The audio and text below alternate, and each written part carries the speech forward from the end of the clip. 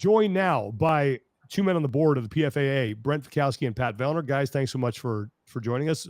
Where do we find you today? We'll start with you, Brent. Yeah, I'm home. I'm home in Kelowna, BC, Canada. Nice. Pat?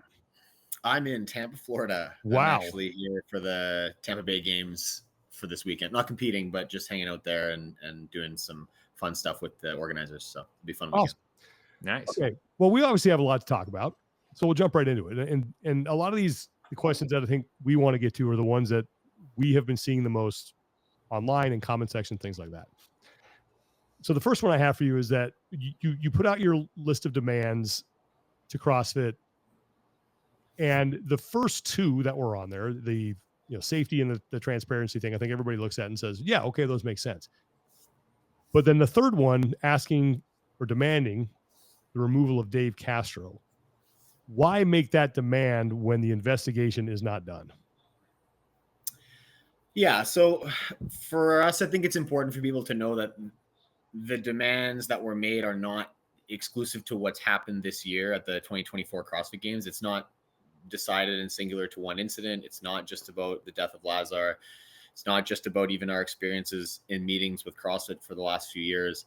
There's a lot of stories, some public, some private, that demonstrate a continued pattern of behavior and willful disengagement from a culture of safety and continual disengagement with listening to athlete concerns or even opinions from experienced people on any matter of things. And this year's games was kind of just the final breach of trust that effectively has eliminated the trust, I think, in a lot of athletes and people in the space. So the PFAA has expressed the desire to continue to collaborate with CrossFit on a lot of occasions, and we've been met with a lack of interest in return. So at the end of the day, what we really want is for the sport to improve and change. And we feel like a lot of these changes are long overdue. And with the culture that exists in the sport team right now, they're very unlikely to happen. And there's unlikely to be long-term growth. We feel it's nearly impossible. So there's still a culture of fear that exists amongst the athletes to speak up. And we think that removing Dave, while not being a singular action that's going to fix everything, it's a start that's going to lead along the right path. And I think it's important to note that it's not removal of him entirely, right? It's removal from the sport team, right? And I think that's a sticking point for a lot of people. Mm-hmm. Yeah. And, there were, a collection of the board members that had their names, signed on that list of demands. But I think when you put those out there as an organization, who really is making these demands from a collective standpoint? Can you maybe shed some light on that? And then if you're going to make a demand where you want to replace someone like Dave, is there also a plan behind that of all right, who's going to step in, or do you have someone in mind that you would want to take that place? Right. So it was a unanimous decision by the board of directors. There's 8 members, and they've been elected in by the peers, by athlete peers, to make decisions, right? And so that's their specific role, is to do that. They have more information. They've spent more time, volunteered their time. They have more expertise, and they're trusted by the peers to make those decisions. And athletes can always, they can voice their concerns with us, and they'd always be taken into consideration. And we're doing our best to continually create avenue for that discourse. But for the purpose of this specific demand, it was the board members that made this decision. And we can get into more on voting and stuff, and who makes up the board and how that works and stuff as well. Okay. So is there any world where Dave stays in his current position with the sport team, but says, okay, now I've learned my lesson. I'm willing to listen. I'm willing to change. Is there a world where if that happens that you guys would be okay with it? I'm not sure I don't know what the right terminology would be. I mean, I think if there's competitive athletes that want to compete in a season, I think we'll probably do our best to support them. I think it's just going to be really, really difficult to, what we're looking for is meaningful dialogue, meaningful collaboration. And we've attempted to do that for 4 years. And there have been a bunch of instances in the past where it's this will finally be the moment where we have an opportunity to voice our concerns. And I just worry that, this will just continue to happen. And I think there's just a better, I mean, Pat and I spend a lot of time on this, and it's frustrating continually shouting into the sky. So I think we'll probably find a way to focus that energy in a more productive way. What do you think, Pat? Yeah, and I think there have been many chances, right? I think it's not that's our point, is this isn't an isolated incident, right? Yeah. There's been a lot of occasions where there's been attempts made, and there's been no reciprocation. So, our thoughts now is there either needs to be change, or maybe it's time to start looking elsewhere, creating something new, or there's other things to explore maybe, because I think if you do what you've always done, you can expect what you've always gotten.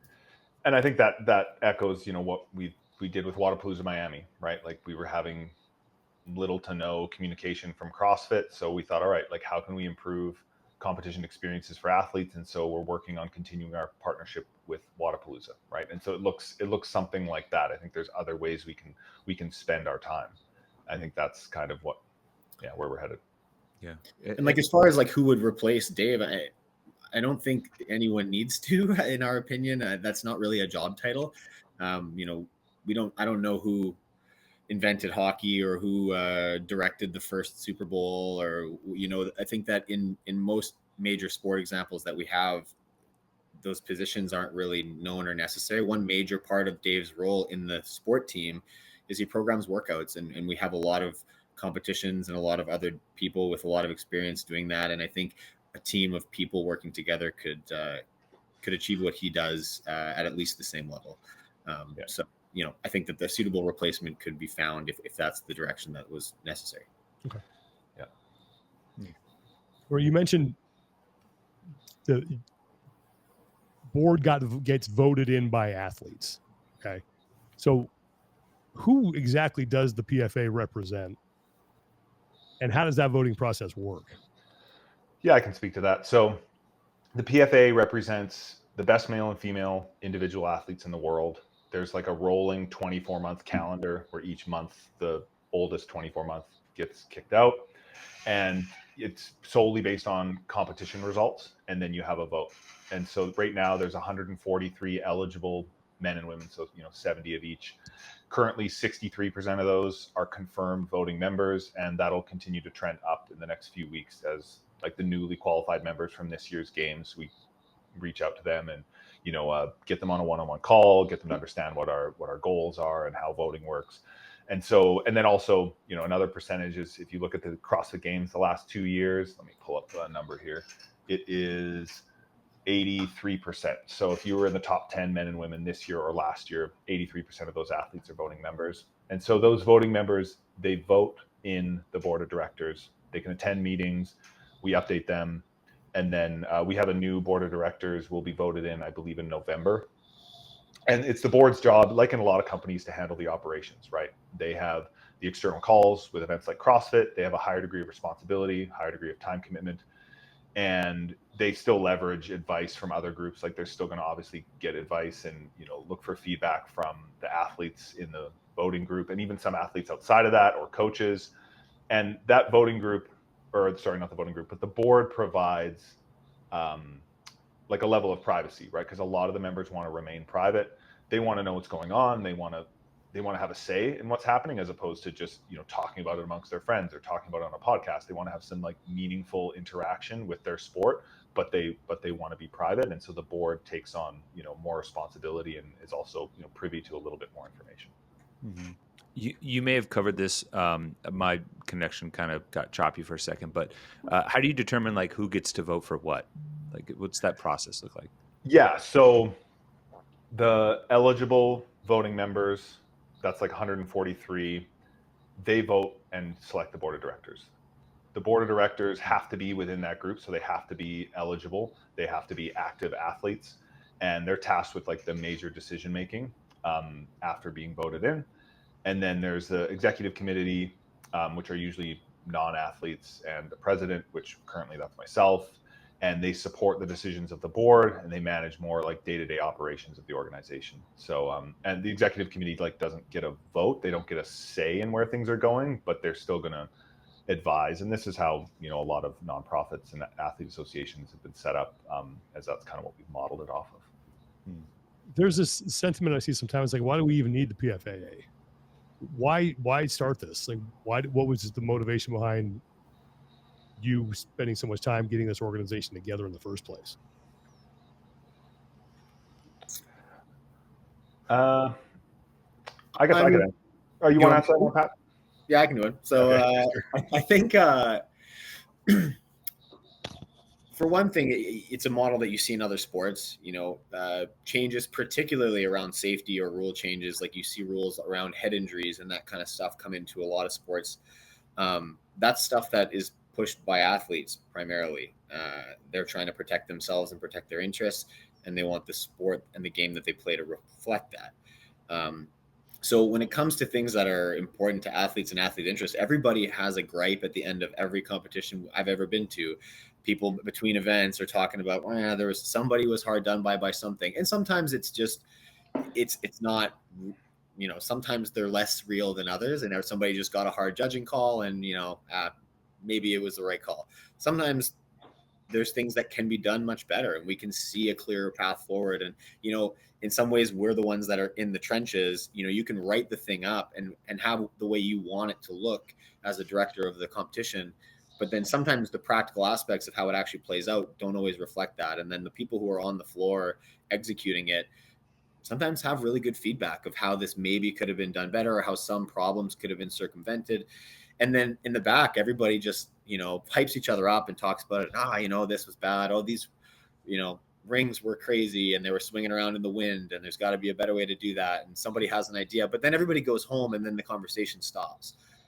So this is just a way to channel all that information. And, you can send out surveys, and we do the same and be like, hey, did you have any things, or do we remember any conversations we had through those weekends, where you can bring people's concerns and start to create a living document, or, make tangible steps after the competition is done to make that the next competition does it better. Right.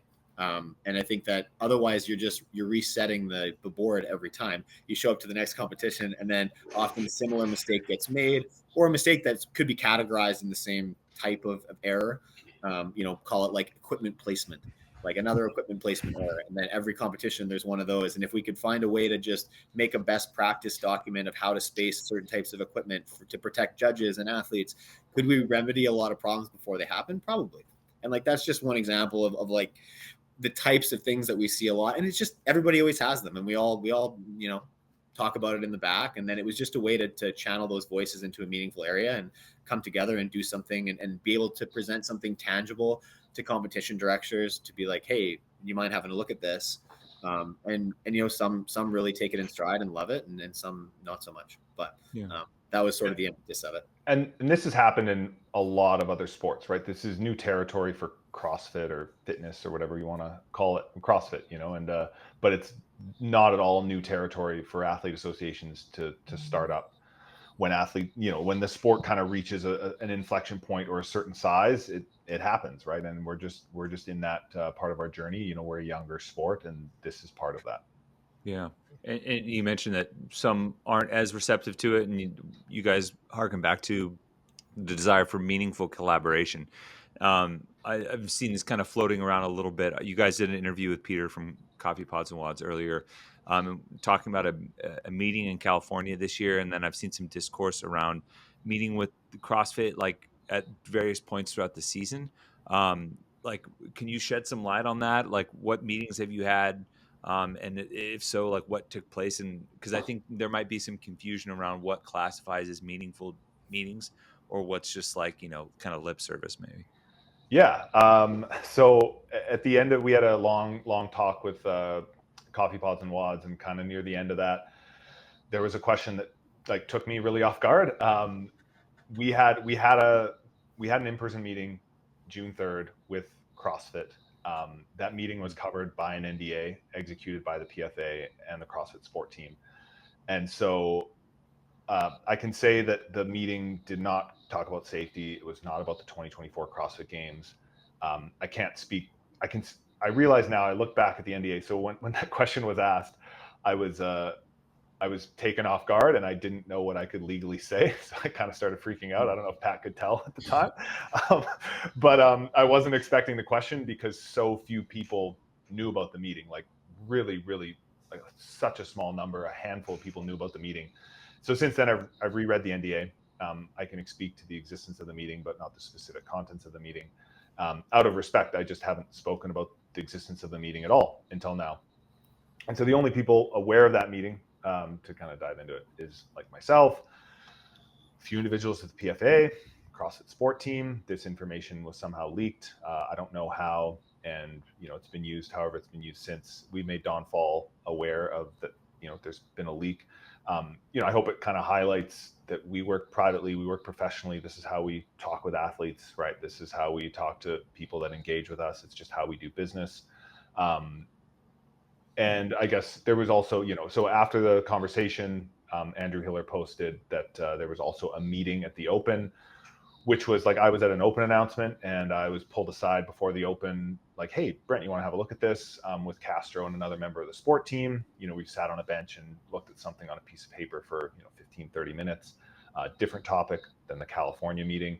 But as we started the conversation, I said, hey, like, I'm going to keep this completely private. It's just between us. I'm going to tell like the executive committee, that's it. Is that cool? They said, sure. I didn't sign an NDA. But the existence of that was just between us. And so kind of back to I just kind of wanted to get that in the clear, but now that it's out there anyway, so in both of those conversations, like they were fine. But like kind of every conversation, and to the point of what we've been sort of hammering home, is after those, we would follow up with emails, we'd follow up with calls, or the attempt to schedule a call. We would send professional documents. Hey, can we redline this? Can we look at this? Can we have some meaningful feedback?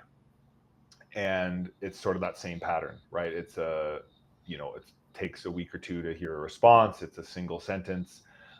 It's a disengagement of like listening to concerns or like actively wanting to feedback, whether that's through the PFA or through athletes, like in other ways. It's not just, because of the PFA moniker. And, we've never said that we haven't spoken with CrossFit, right? It's just that that's not what we're interested in. Like, we're interested in, it shouldn't be, well, when are we going to have another meeting? I sure hope we have another 20-minute conversation off the cuff at some competition another time, right? We want meaningful, structured feedback, because we want meaningful say in the jobs that we do. And I think anyone in any industry would desire those things. Does that answer the question, I hope? Yeah, for sure. And it's funny because you mentioned that like offhand discussion in the Open, and that quite literally sounds like any sort of conversation someone from the sport team could have had with an athlete at any point along the lines. I don't know. It's not necessarily something I would classify as like an official, like, two sides of organizations like meeting and trying to hash out stuff. It seems like more like a chance offhand discussion. And that was more what happened June 3rd. It was on a different pretense, different topics June 3rd, but like kind of every meeting we've had hasn't really led anywhere. So yeah, I didn't know about the June 3rd meeting either. I was like in the middle of having my second kid, moving across the country. I think they let me sit that one out, so I didn't bring my baby brain to the meeting. But I mean, that was a small group. I've been read in since on what was happening, but I mean, again, I think it was covered under NDA, so they weren't disclosing to people, myself included, right? So I think it's just kind of a sign of professionalism, hopefully from our end, but yeah. So this is a question I have about that. So as if safety is such a top line concern, it has been for a while, and you get a meeting on the books with CrossFit, then why wasn't safety part of that meeting?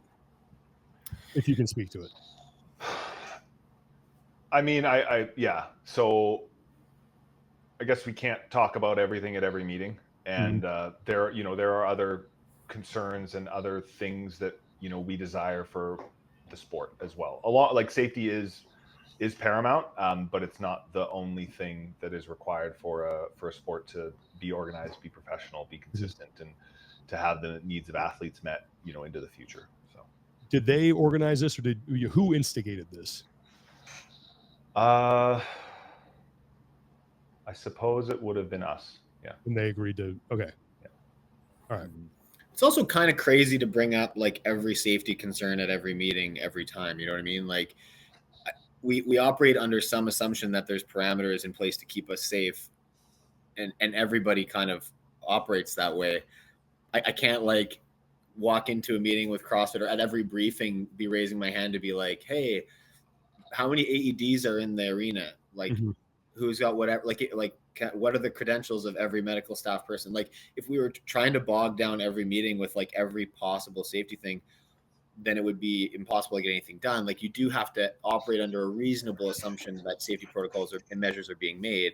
And then if there's big misses, there's opportunity to be like, oh, wow, maybe we need to look a little closer at this thing or stuff that falls under that same umbrella and make sure that it's tightened up. But, you know, short of like, you know, we sent emails about heat and things like that we knew would be concerns in Texas, but you know, I think there needs to be a reasonable assumption of competence from either party, right?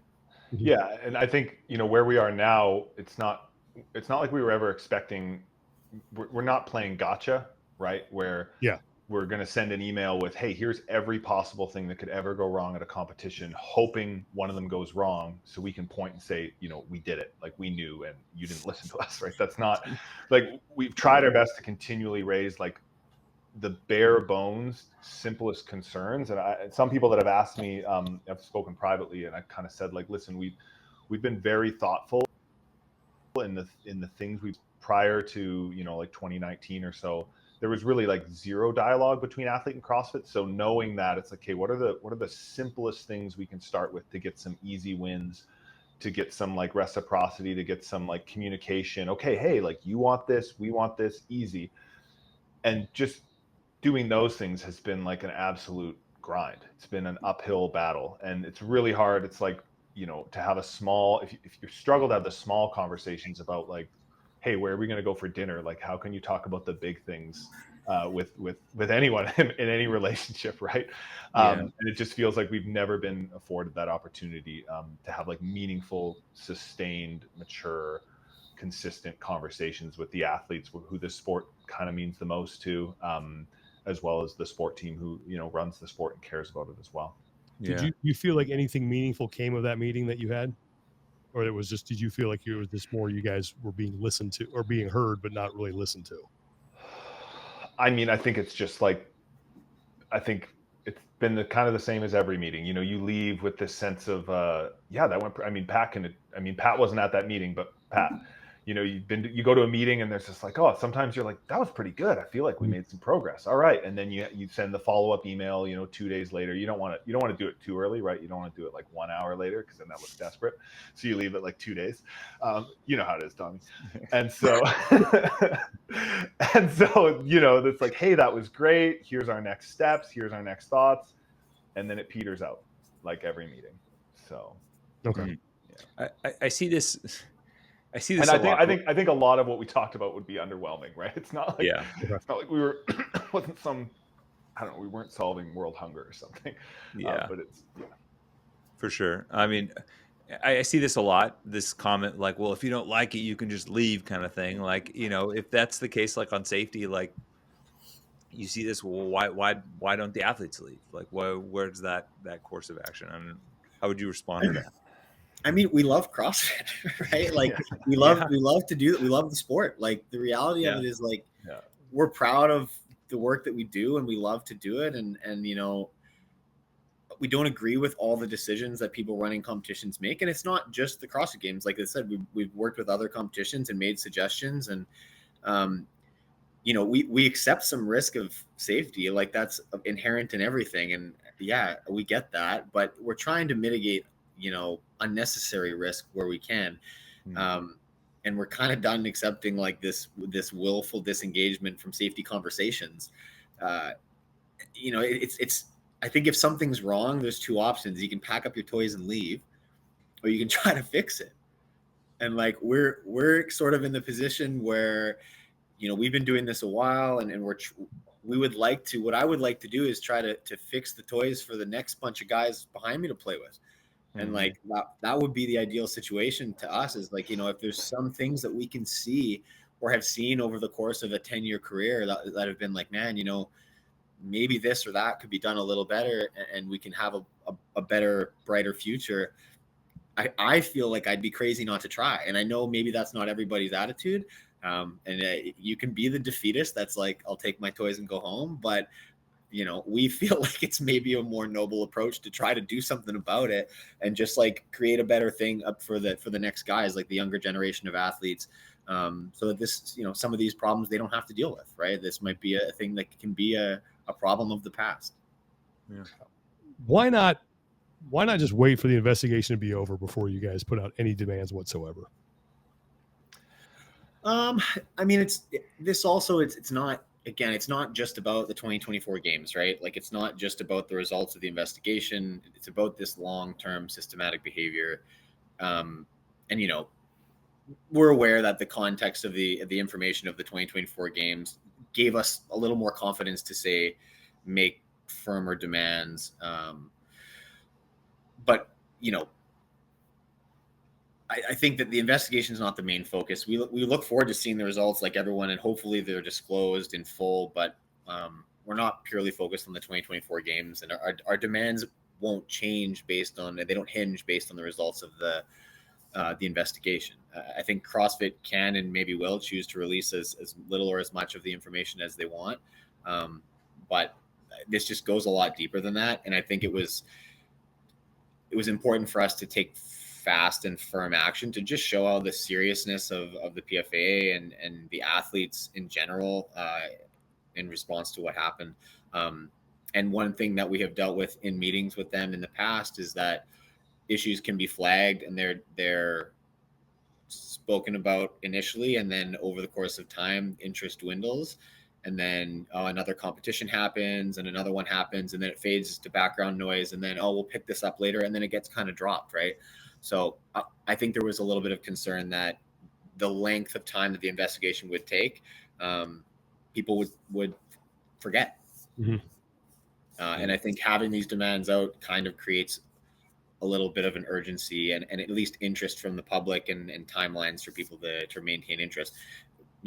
Our demands, the timeline basically follows the same as the investigation. Like we will be unlikely to do anything tangible until after the investigation is done, because we understand the importance of that. But I think it was important for CrossFit to see something early. Mm-hmm. Yeah. And what has been the response from CrossFit and kind of a follow-up too? Because I think this was, given the recent events of yesterday, were you guys aware of Luca's story and stance when you made those demands? Yeah, I mean, the response, at least from CrossFit so far, has been, we've spoken to them, and any decisions they make are going to be when they make them in tandem, when everyone else hears them publicly, like what their next steps are with the sport team and with kind of everything. So we're not privy to anything that anyone else is, and I think those will wait based on the investigation. We were, the board was aware of Luca's story, but we were not certain if he would ever go public with it. We knew that CrossFit knew those details, right? And so it's the responsibility of the board to be a shield for athletes, make decisions based on information we're given, shared privately with us, keep those things private.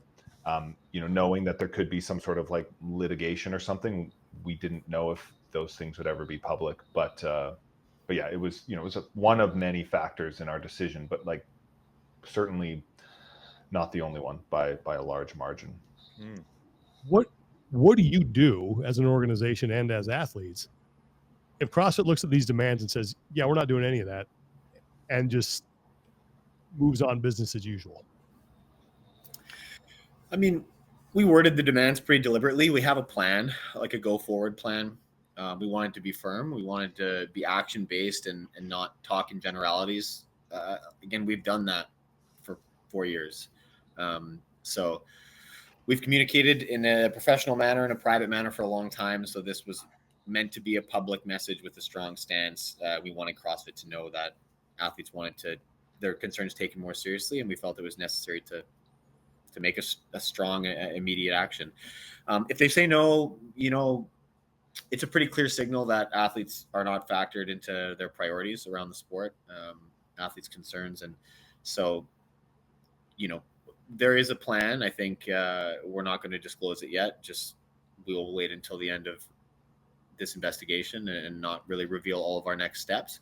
But we do have a go forward plan that will come into action once those statements become public. Are you confident enough that like, if you would have to go that route, that you have enough athletes on your side who would, you know, stand in solidarity with you and proceed to whatever option that plan is.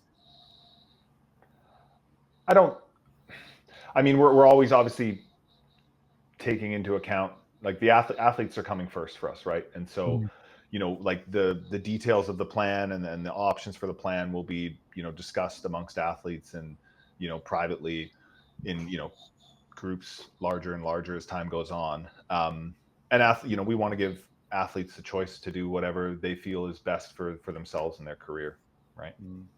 It's I mean, it's hard obviously to get, you know, I mean, I don't think we're not ever going to have, like, what's the word I'm looking for? Unanimous support of any initiative that we do, right? And so we have to think in the best interest, you know, short term and long term for athletes, and just do everything we can.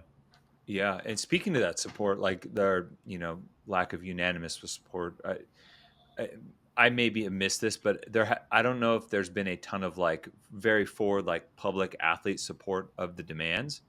Maybe there has been, maybe there haven't. You know, I've seen people sharing them certainly, and athletes kind of reiterating those demands as well. But I also think that there might be a disconnect between, like, you know, the seasoned athletes and maybe like the up and comers, like the next generation too. And I'm curious what your insight is to that. Like, why do you think that is, or is there a disconnect or a difference in perspective that is causing that that difference in messaging? I think there's you know, the longer you've been around, the more you've seen.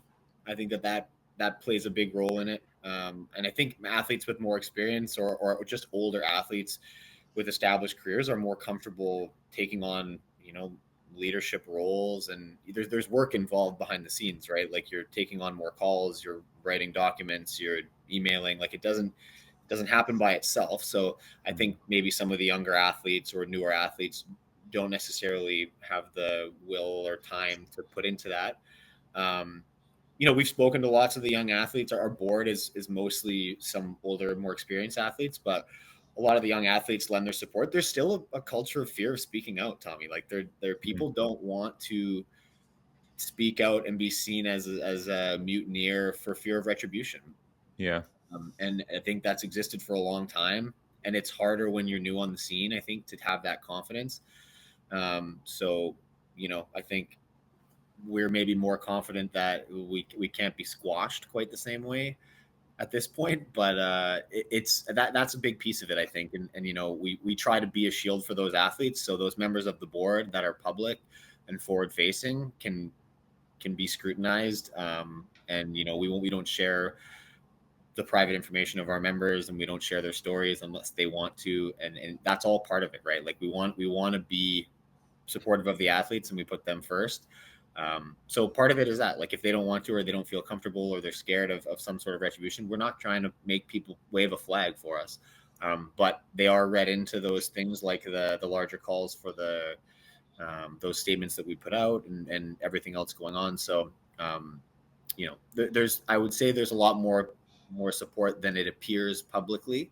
But yeah, I think in time, hopefully, people develop some confidence. And, you know, but they don't have to. We would never put pressure on the athletes to do anything. Yeah, and I think that, you know, realistically, the safest move is to be silent and see what happens next, right? Like, I get that, right?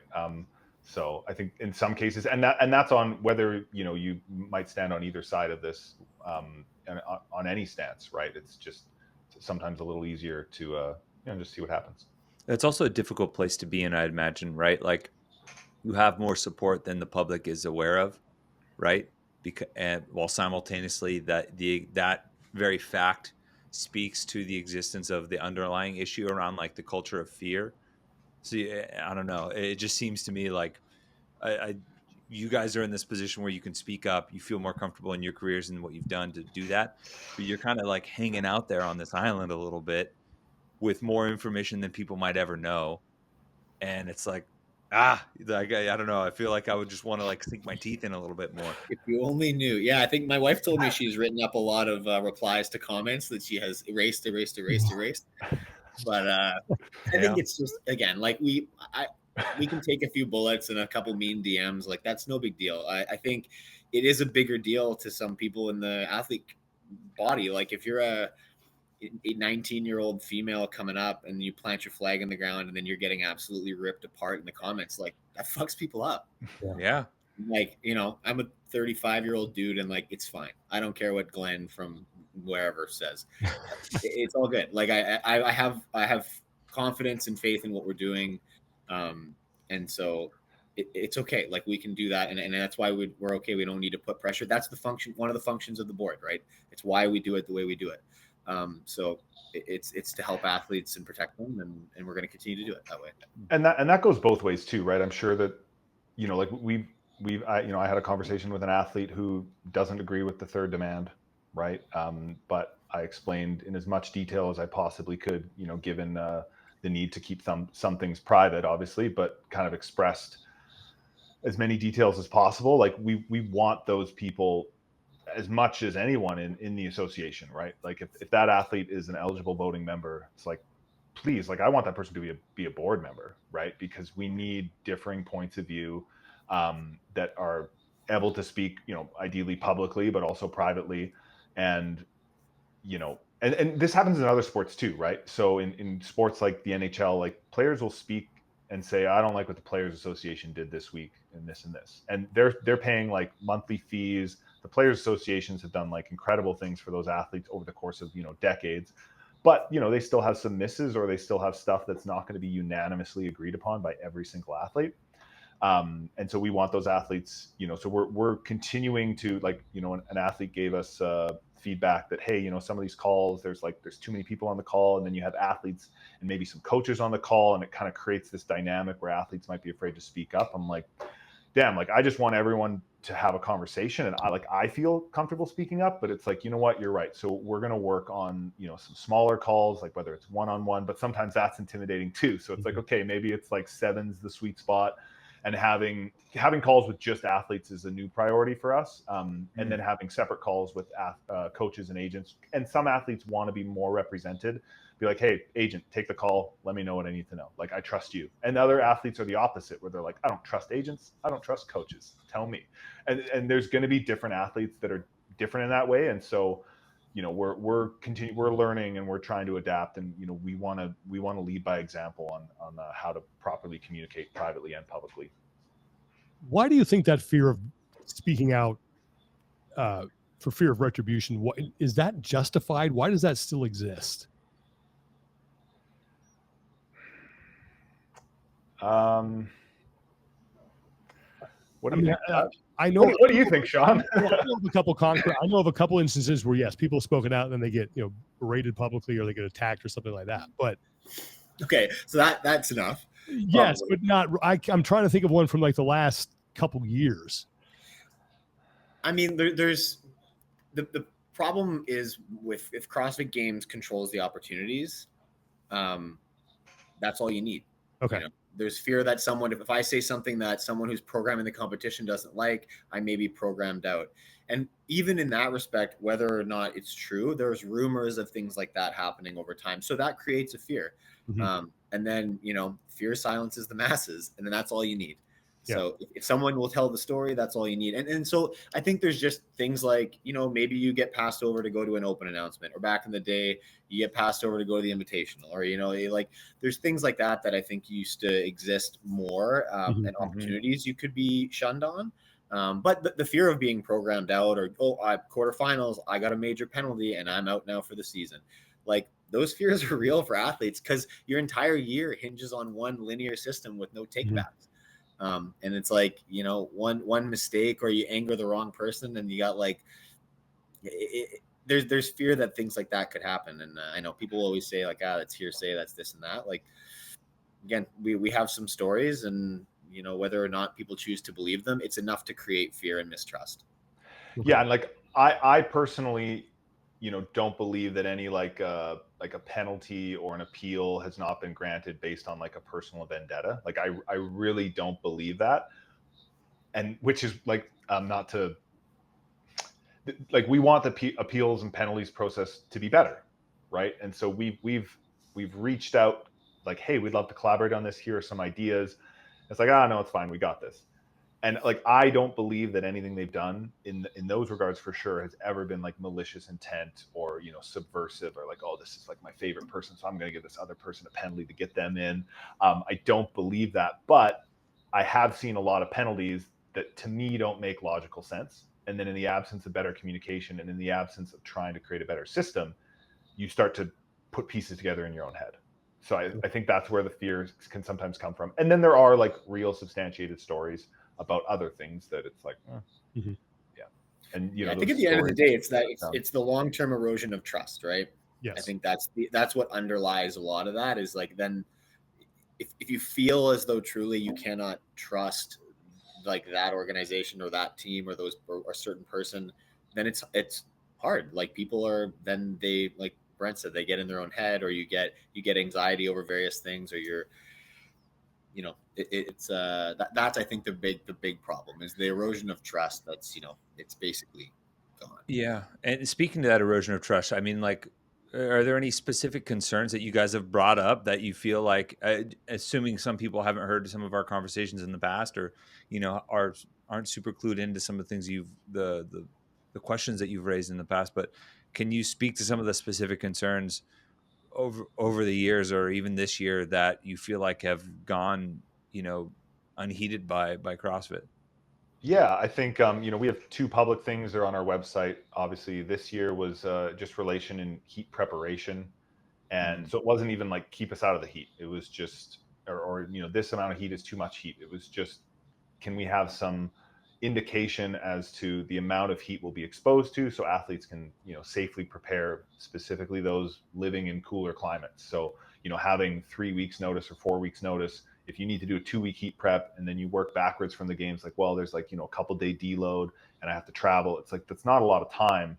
Like, and that's what we were just trying to make apparent, that having as much time as possible for those athletes to safely prepare for the heat, especially, you know, like really extreme potential Fort Worth heat.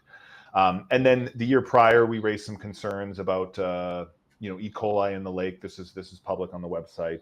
You know, squatting with a wet platform, cutting the ropes, and yeah, and you know, again, we it's not like we've come to these and you can listen to those, and those are like very, very basic things, right? And that's what we've tried to do, is start with like the absolute basement level of considerations, and then, you know, our goal is to progress from there. But if we get a 1-sentence response, you know, in response to a 2-page, you know, professionally kind of drafted document, it's hard to, what else are you going to push for? Are you going to start saying, hey, I want to see the entire, you know, emergency action plan for your event? It's like, that's not really a realistic thing to ask for or expect a response to.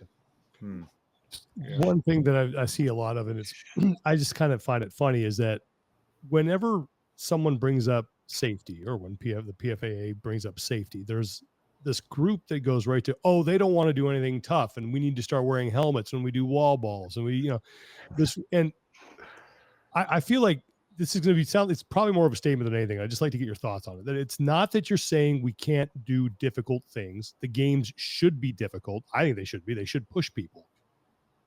But it's those things that we're doing should be in the safest conditions possible. Like, I don't think it's like you can do Murph at the games, but we just don't want to do Murph in 100-degree weather with no water or shade, when there's a better option to do that, to where athletes are more protected.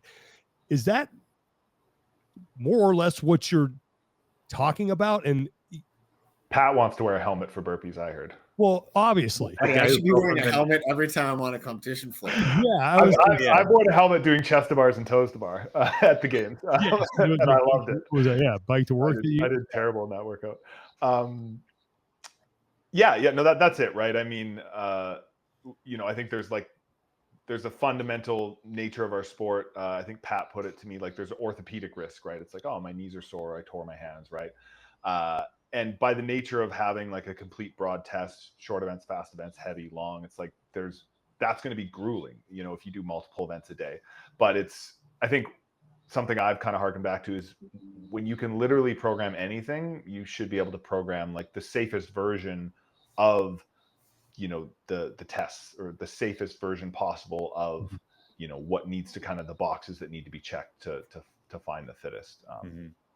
Yeah. And I mean, just like, you know, even in fighting, you know, yeah, they're punching each other in the head, but in that sport, there's a chance that they exchange blood. And so they're tested in a lot of those leagues for blood-borne viruses and stuff like that, so that they're not getting infected. And they're punching each other in the head. We're not doing that. And we don't get tests for blood-borne viruses because it's not that common. They clean the pull-up bars between heats.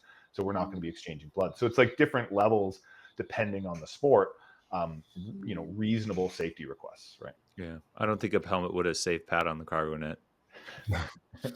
Just need better decision-making algorithm for myself.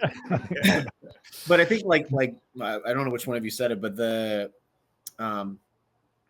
if there's another option, right? Like it was something to the effect of like if there's another clear alternative, like if you doing Murph outside is fine as long as we like there are ways to make things safer or mitigate unnecessary risk. And I think one of the major ones we deal with is like environmental when things are outdoors, because that's where things are less predictable. Arena events are pretty predictable as long as you're not being really reckless and like let's climb a 50-foot rope. Like there is a limit to how high we should be able to climb without a harness or something. Like that's not what we're going to get into because it's not something that we've had to deal with at all. But if someone decided one day they wanted to be like, hey, we're going to put a climbing wall up that's 3 stories, then that would be a conversation that I hope that they would be interested in having.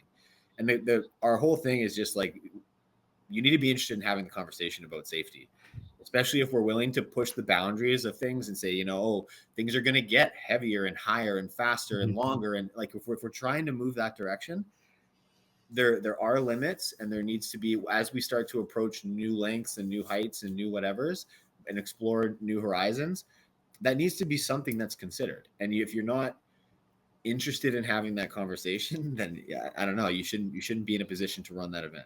Is that why then there was the leap towards calling for the removal of Castro versus like something that maybe is less instantly polarizing, like just listing out all these safety regulations that you want, or listing specific standards that you want? Yeah, like I think just because something, obviously making this decision was like divisive by some people's estimation, and just because something maybe is a bit divisive or challenging doesn't necessarily mean it's the wrong thing to do. I think we think it can benefit the entire global CrossFit community and the athletes if the sport improves, and we think this is just like an important step along that way. We all, not everyone was, and I think to your point, like we've attempted to give these things, right? We've given hey, here's 5 things we can do to improve safety. Like we've attempted to do those things already numerous times, and this is like a final breach of trust. And so maybe from other vantage points, there's the opinion of, well, give them a second chance. And I just feel like the sport team has had a lot of chances, right? And there's a lot, like they've had a lot of chances, and we just feel like change is required to move forward right now. So along those lines, there's a contingency of people who are very much staunchly behind Dave Castro. They want to see him stay. They believe he is the games and he should not be going anywhere. And they're saying PFAA is trying to they're canceling Dave. What do you say to those people right now? Look, we have a lot of empathy for people at a human level that are involved in this situation right now. Everything from the people at CrossFit, the Djukic family, the athletes competing, people who are concerned and their affiliates and stuff. But I mean, people can get fired still. Like, it's not cancel culture. If someone consistently ignores responsibilities over the course of years and then performs their job poorly on a certain year at the time when they needed to be the best, and then something really bad happens, like that's how people get fired. Like that's the world of business and real life. So I think the position that team is in right now, they're in a team where they need to make a big change. I think that that's the reality of it, right? There's been sustained and repeated behaviors that have, in our opinion, gone against the interests of CrossFit. And I think change is hard. People are unfamiliar with what the games would look like without Dave, or what CrossFit would look like without Dave. But I mentioned before, like I don't know who invented hockey, but I love it just the same. I think that CrossFit started as this challenger brand in the fitness space, and it had to grow and compete against and grab your attention away from other things. And I think that it needed a persona like that in its infancy to grow to what it is. And Dave was integral in making that happen. And I think he did a lot of great things for the company and for the sport. I think that it's a different time now, and CrossFit is mainstream, and it's a different thing. And I don't think that he's necessarily at least what the sport need to continue to grow. And, he may still have an awesome role and serve do a lot of good in the education department and with affiliates and things like that. We just feel like the trust has been breached so drastically amongst athletes that it's hard to imagine a road back. Yeah. There's something funky going on with your audio, I think. I was like, we got most of that, but it was just like Yeah. a little, It was like Daft Punk. it was like a little, yeah. Exactly. A raven behind you. Brent, do you have any thoughts on that, or just? I mean, yeah, Pat kind of hit it on the head. I think obviously, I don't know. Yeah, I mean, Pat and I have been doing this for a really long time. Like we love this sport so much. It's like given us everything, right? We all, we started it in just a gym, and now we're here, right? Like we're going to Southern California to compete on like an all-star team, right? It's crazy. And we just really care about, making it better and having it last for another, 10 years for the next group. And we just feel like this is like we never wanted like to get to this. Like, I don't like having these calls, quite frankly. But it just feels like something has to change, right? And we feel like this is, based on our experiences, and this seems like the best way to move forward. It's a tough thing, but I think it could be the best thing to work for the entire sport. So, well, guys, yeah, we're starting to have some funky audio issues, so I think that's a good place to end it. I think we got to everything we wanted to get to. Definitely looking forward to seeing the both of you back on the competition floor down in Southern California. I know the trash talk has already been very entertaining, so please keep that up. That picture of the worm is fantastic. Oh, God. you should put that up if you can superimpose it here. We'll try to find it. Yeah. I'll keep that forever. Brent, Pat, thanks so much for taking the time. I really appreciate the conversation and appreciate your willingness to come on and answer some questions. And we'll see where this goes. So yeah, thanks for having us, guys. Thank you. Thanks, guys.